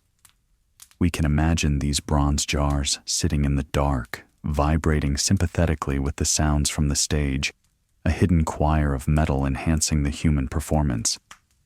But who orchestrates all of this? Who pays for the bronze jars, the painted curtains, the silk robes, and the star actors? We must turn our attention to the administrative and economic machinery that drives the theatrical world. It is the world of the ludi, the public games. These festivals, the ludi Romani, the ludi plebei, the ludi Apollinares, are religious in nature, but political in execution. The burden and the honor of organizing these games falls upon the magistrates, specifically the aediles or the praetors. We can picture a magistrate in his private study, weeks before the festival. He is looking at his accounts with a furrowed brow. The state provides a certain allowance for the games, the lucre, but it is rarely enough to produce the kind of spectacle that wins votes. And that is the point. A successful game means popularity. Popularity means votes for higher office. So, the magistrate must dip into his own pocket. He must be generous, lavish even. If the plays are dull, the people will jeer, and his political career might end before it begins. He calls in the Dominus Gregis, the manager of the acting troupe. This is a business negotiation. The Dominus is a professional. He knows the value of his actors. He boasts of his lead tragedian's voice, of his comic's agility, of the new scripts he has acquired from a promising poet. This play, he might say, is by a new master. It has a shipwreck, a ghost, and a triumph. The people will love it. The magistrate listens, calculates the cost. They haggle over the price of the troupe, the cost of the costumes which the choragus must supply, and the wages of the musicians. The selection of the play itself is crucial. The magistrate wants something that reflects well on him, perhaps a story that highlights the virtues of his own ancestors or subtly criticizes his political rivals. The playwright, the poeta, is often a man of humble means, dependent on selling his script to the troupe manager. Once the script is bought, it belongs to the troupe. There is no copyright law here. The manager can cut lines, add scenes, or change the ending to suit the actors or the audience. The text is a living thing, malleable and practical. We can imagine the rehearsals leading up to the event. They do not take place in the theater, which is a public space, but in a rented hall or a garden. The Dominus Gregis is a strict taskmaster. He beats the time with a staff. He corrects the pronunciation of a young actor. "Round the vowels!" he shouts. "Project! You are speaking to the gods, not to your shoes!" The actors practice their gestures until they are automatic. The movement of a hand to the heart, the tearing of the hair, the outstretched arm of command. These are the vocabulary of their art, and they must be precise. There is also the matter of the claque. The magistrate or the actor might hire a group of people to sit in the audience and lead the applause. They are instructed when to clap, when to cheer, and when to call for an encore. It is a manufactured enthusiasm designed to sway the rest of the crowd. We can see the leader of the claque distributing small coins or tokens for free meals to his men before the show. "Remember," he tells them, "when the soldier falls, we laugh. When the king enters, we cheer." It is a manipulation of the mood, part of the complex social game played out in the seating tiers. The logistics extend to the physical maintenance of the theater as well. Before the festival, the stone seats must be cleaned of bird droppings and dust. The canvas of the velarium must be checked for tears and repaired. The sand on the stage floor must be raked and fresh-colored powder applied. The statues in the niches of the Skyne fronds might be washed or polished. The theater is a temple to the gods, and it must look pristine. The days of the ludi are a disruption to the normal calendar of the city. The courts are closed. Business is suspended. The city gives itself over to leisure. For the magistrate, it is a time of high anxiety. He watches the sky, praying to Jupiter that it does not rain, for rain would cancel the performance and ruin his investment. He watches the crowd, gauging their mood. Are they restless? Are they bored? Or are they rapt, hanging on every word? We visualize the scene just before the doors open on the first day of the festival. The theater is empty, scrubbed, and waiting. The magistrate arrives in his toga praetexta, the purple-bordered toga of his office. He inspects the preparations. He speaks with the Dominus Gregis, who is nervous but confident. The musicians are tuning their instruments. The scent of saffron is being prepared for the misting pipes. Everything is poised. This invisible web of finance, politics, engineering, and labor is what supports the actor standing alone on the stage. When he speaks with the weight of the state behind him, with the money of the ambitious politician, with the sweat of the stage hands in the hyposcanium, and with the craftsmanship of the mask maker. The play is not just a story, it is a collective exertion of the Roman civilization. As we linger in this analytical mode, observing the structure and the system, we begin to realize that the theater is also a mirror of the Roman timeline itself. The stone theater we see now did not always exist. There was a time when this was all temporary, a fleeting wooden world that appeared and disappeared with the festivals.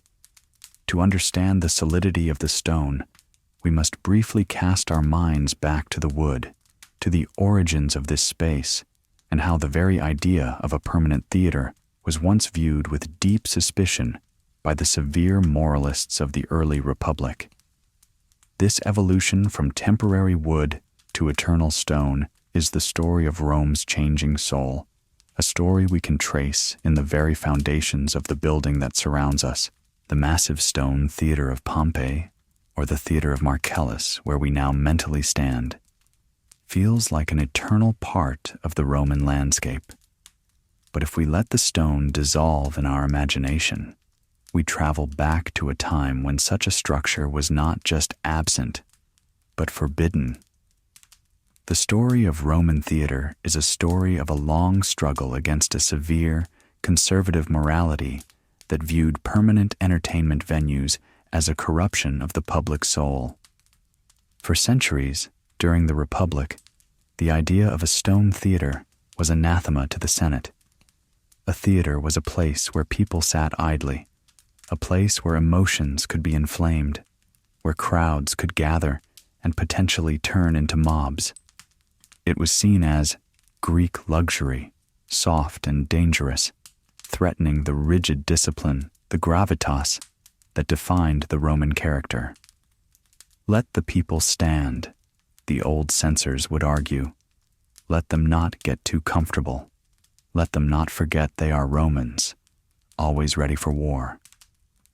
So for hundreds of years, the great plays of Plautus and Terence were performed on temporary wooden stages. We can picture these ephemeral structures. They were built in the forum or in front of a temple for a specific festival. Carpenters would work day and night, hammering together a platform, erecting a wooden backdrop, and setting up wooden bleachers. The smell was of fresh-cut pine and sawdust.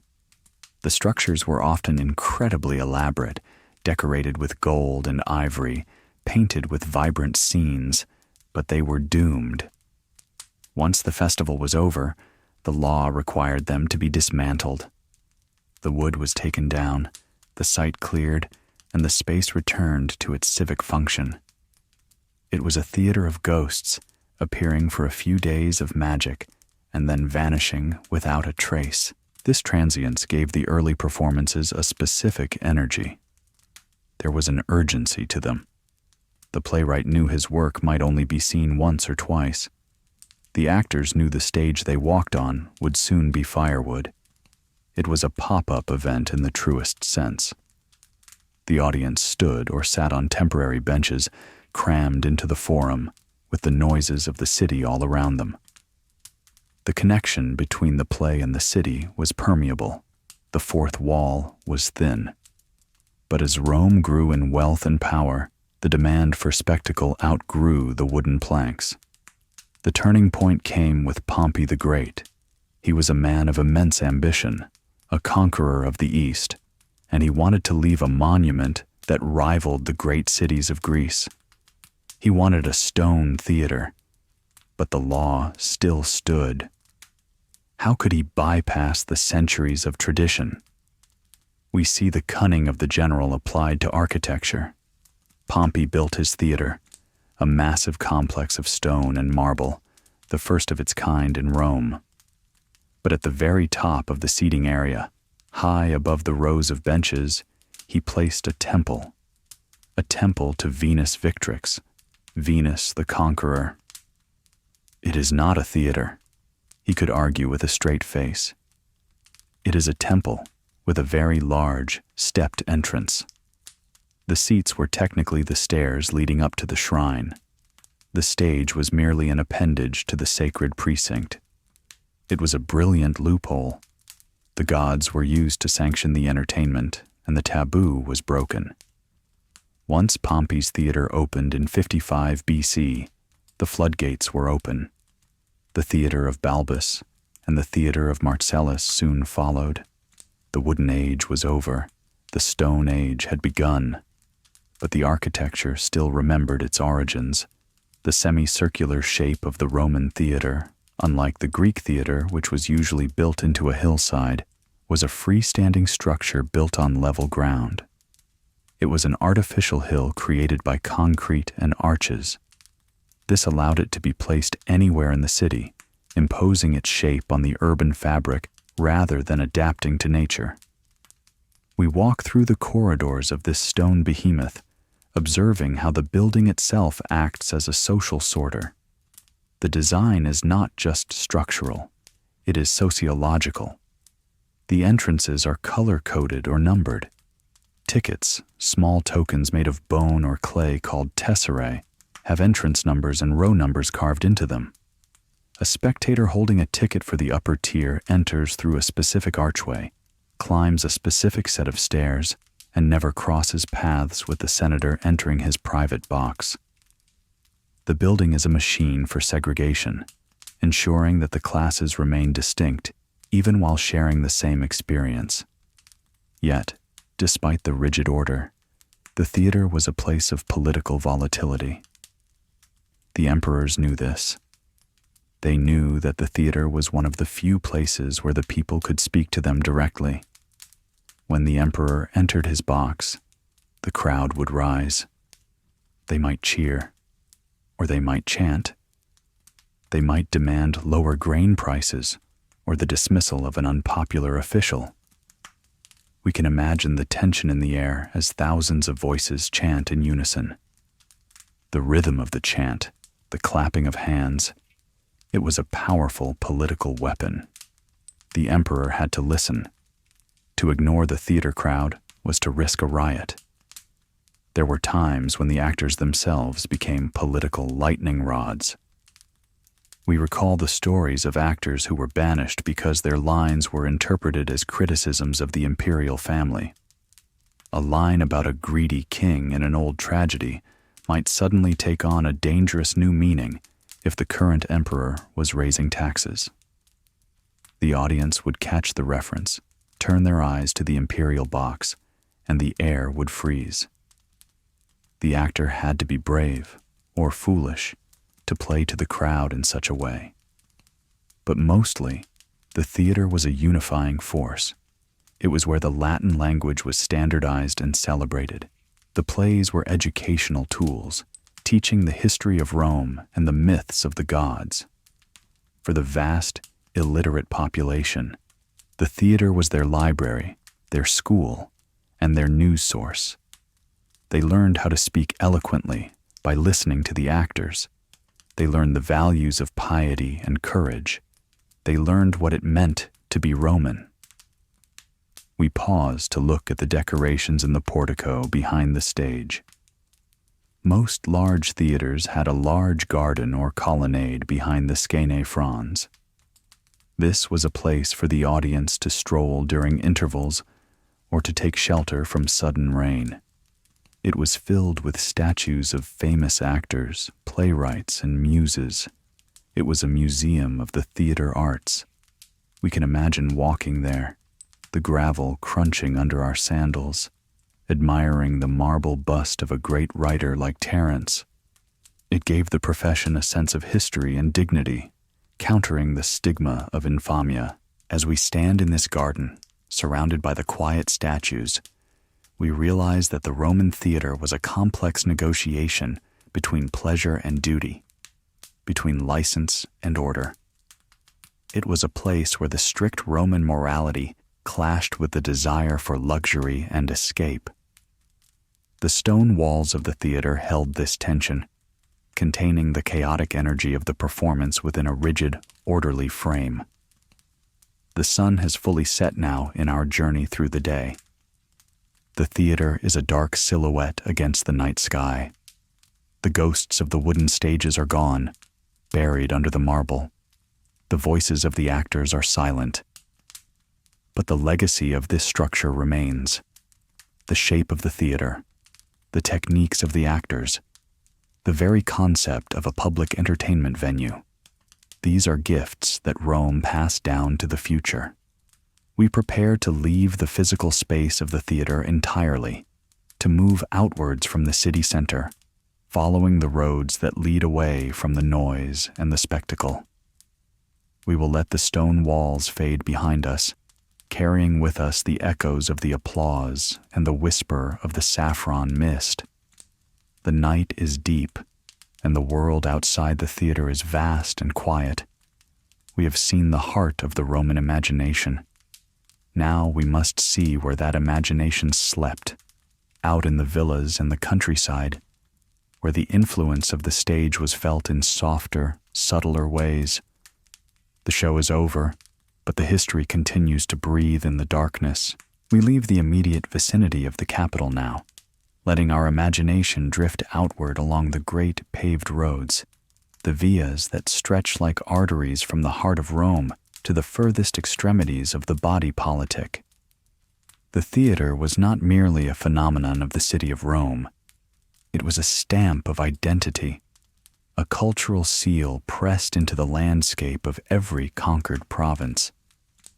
From the misty frontiers of Britannia to the burning sands of North Africa, and from the rugged coasts of Spain to the ancient cities of the East, the silhouette of the Roman theater rose against the horizon, a symbol of the empire's desire to replicate itself in every corner of the known world. We find ourselves transporting our gaze to a theater in the province of Africa Proconsularis, perhaps the magnificent structure at Sabratha or Leptis Magna.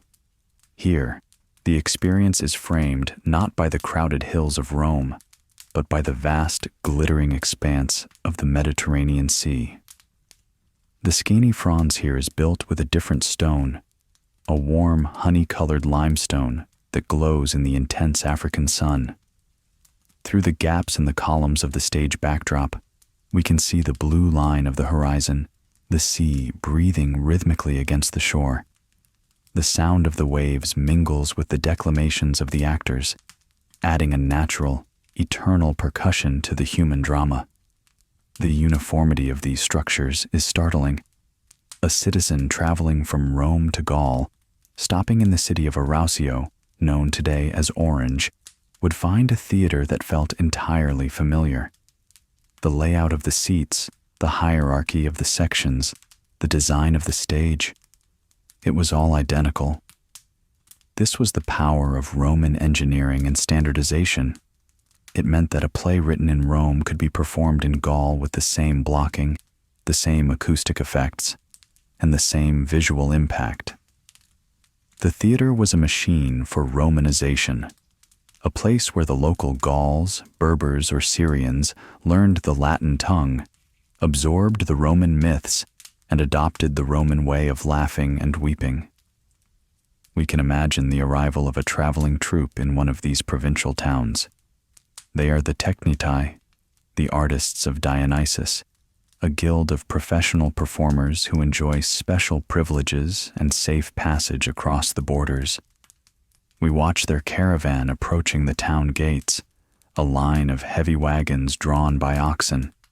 These wagons carry the precious cargo of the trade, the crates of masks packed in straw, the folded linen of the backdrops, the chests of costumes, and the musical instruments.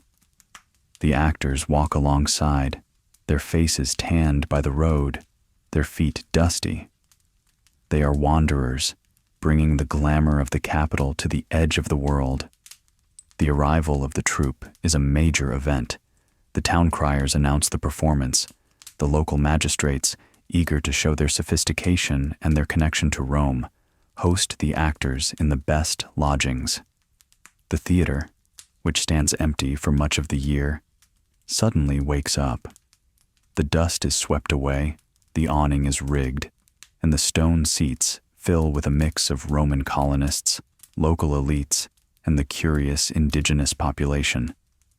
For the locals, watching a Roman comedy is an education in the strange social codes of their conquerors. They learn about the authority of the Roman father, the legal status of the slave, and the value of Roman money. The theater is a classroom where the lesson is culture. We observe a performance in this provincial setting. The sun is hotter here, the light sharper. The actors must compete with the sound of the cicadas in the nearby olive groves, or the wind howling down from the mountains. But the discipline holds. The masks work their magic. The tragedy of Oedipus, or the comedy of the pot of gold, unfolds just as it did in the theater of Pompey. The laughter of the crowd in Africa echoes the laughter of the crowd in Rome. In this shared reaction, the empire is knit together. It is a psychological conquest, far more subtle and perhaps more enduring than the conquest of the sword. However, as the centuries wear on, we begin to detect a shift in the atmosphere. The classic tragedies and the refined comedies begin to lose their hold on the public imagination. The appetite of the audience grows coarser, demanding more sensation, more spectacle, and more reality. The theater begins to struggle in the shadow of its more violent sibling, the amphitheater. We can sense the competition between the two venues. In the amphitheater, the blood is real. The death is real. The gladiator does not wear a mask. He exposes his fear and his courage directly. Against this visceral shock, the stylized, masked drama of the theater can seem pale and distant to the jaded masses. The theater responds by becoming more spectacular itself. The mimes become more elaborate, the pantomimes more sensual. We see the rise of the water ballets, where the orchestra of the theater is flooded to create a miniature lake, and naked nymphs swim in synchronized patterns. The stage becomes a place of technical wizardry and erotic display, moving further away from the literary heights of the past. We also see the rise of a new and powerful critic, the growing community of Christians. To the early church fathers, the theater was a temple of demons. It was a place of idolatry, where the old pagan gods were honored. It was a place of immorality, where vice was paraded and applauded. We can hear the thunderous sermons of Tertullian or Augustine condemning the stage. The theater is the shrine of Venus, they cry.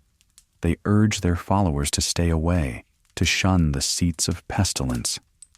This moral pressure begins to empty the tears. The actor, once a star, becomes a pariah in the eyes of the new religion. The funding dries up. The magistrates, now becoming Christianized, are less willing to spend their fortunes on pagan spectacles. The great stone structures begin to fall into disrepair. We can imagine the slow decay. A crack appears in the scaenifrons and is not repaired. A statue falls from its niche and lies shattered in the weeds. The velvet awning rots and is not replaced. The theater, once the vibrant heart of the city, begins to go quiet. But before the silence takes over completely, there is a long twilight. The mimes continue to perform in the marketplaces. The pantomime dancers still find favor in the private palaces of the rich.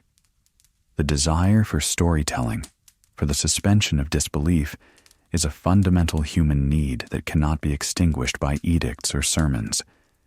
It merely changes shape, going underground, dispersing into the smaller, more mobile forms that can survive in a fragmenting world. We stand in the theater of a late imperial city. The crowd is thinner now. The stone benches are worn, the inscriptions of the old families fading. The performance is a medley of acrobats, jugglers, and short comic sketches. It lacks the grandeur of the old tragedies, but there is still a spark of the old magic. The audience still laughs. The mask still grins. The connection is still there.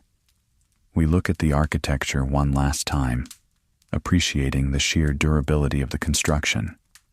These buildings were made to last forever, and in a sense, they have. Even as the empire crumbles, as the legions retreat and the borders dissolve, the theaters remain. They are stripped of their marble facings, their columns are carted away to build churches and fortresses, but the core structure, the concrete skeleton, stands firm.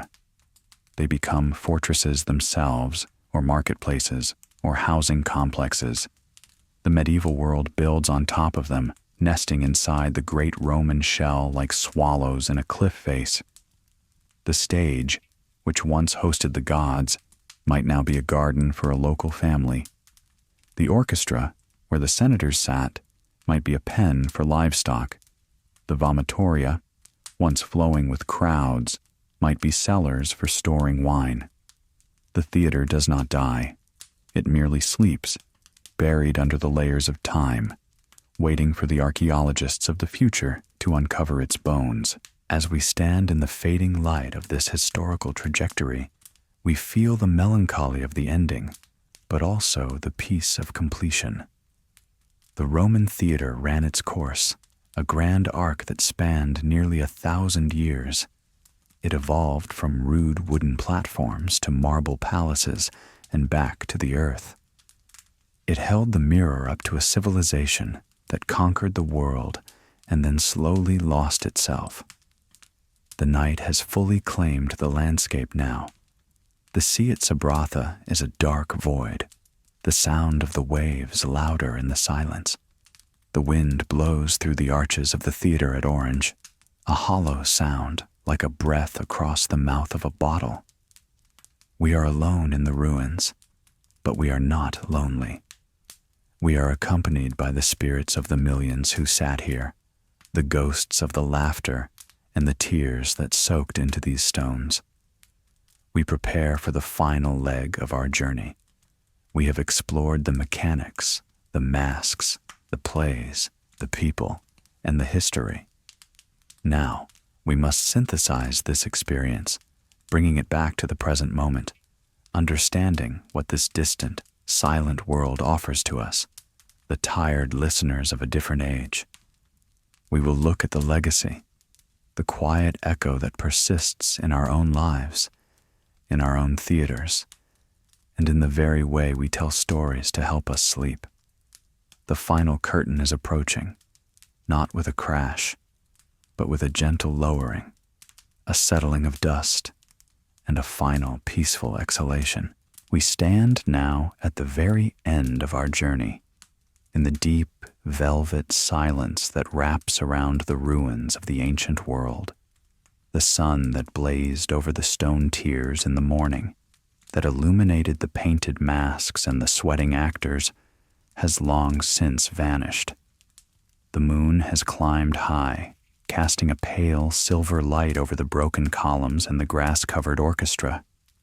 The noise of the crowds, the music of the tibia, the applause and the shouting, it is all dissolved into the air, leaving behind a stillness that is profound and heavy with memory. We look at the empty shell of the theater. It is no longer a machine of the state or a venue for the gods. It is a part of the earth now. Roots of wild thyme and caper bushes push through the cracks in the limestone, reclaiming the space for nature. The wind whispers through the vomitoria, no longer guiding eager spectators, but carrying only dust and seeds. Lizards sleep in the crevices where senators once sat. There is a peace here, the peace of a story that has been fully told and laid to rest.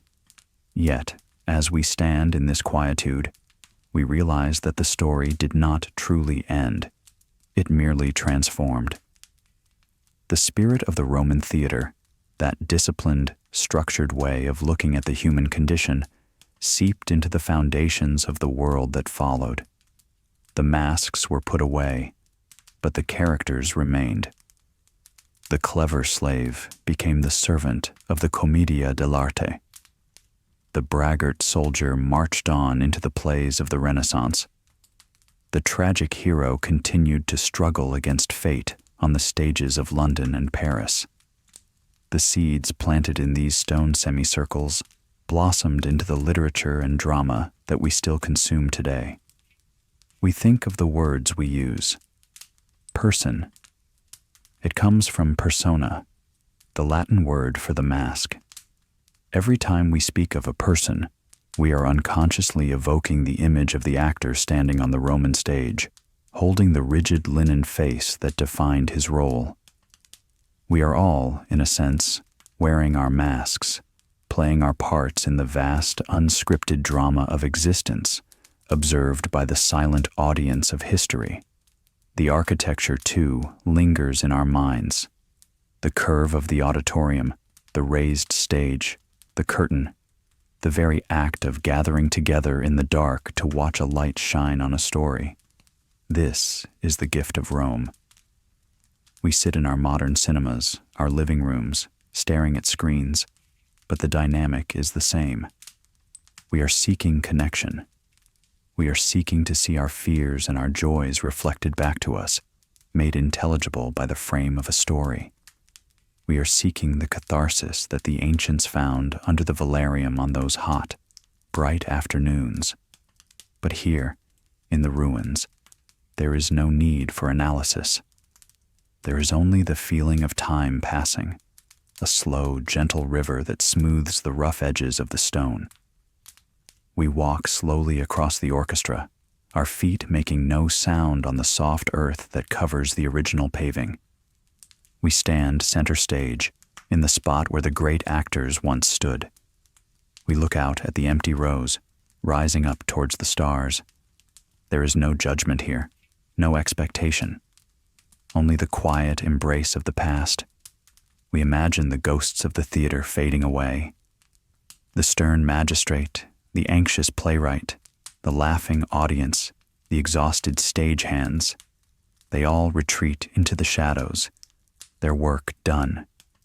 They have left us this monument, this vessel of silence, as a place to rest our thoughts.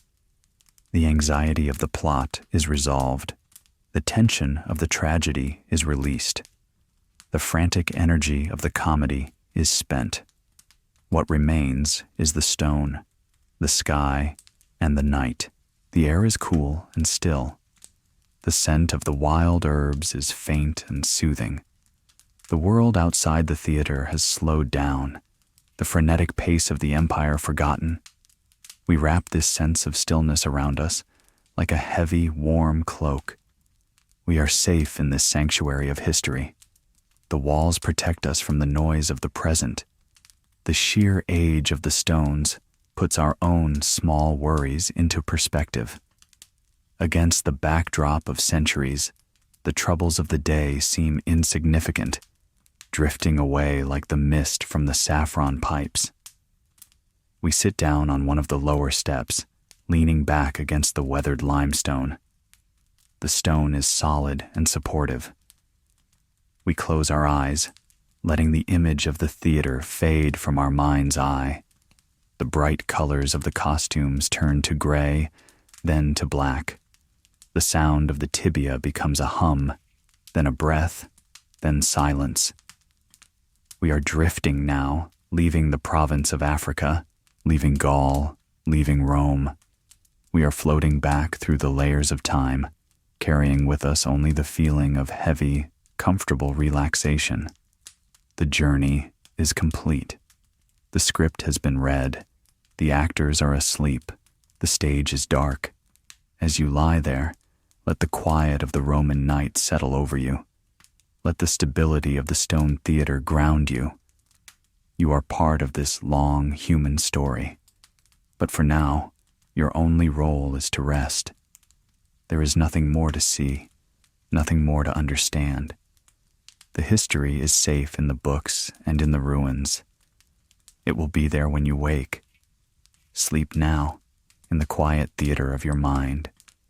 Sleep, sleep, sleep. Good night. If this journey through the duller side of history helped you unwind and maybe even drift off, please let me know. First, hit that like button if you enjoyed this historical lullaby. Second, subscribe to the channel so you don't miss future installments of history too boring to keep you awake. Finally, I'd love to hear your thoughts. Drop a comment below about which historical topic you find so mundane. It deserves to be our next sleepy video. Your suggestions will shape our journey into the world's most delightfully dull past.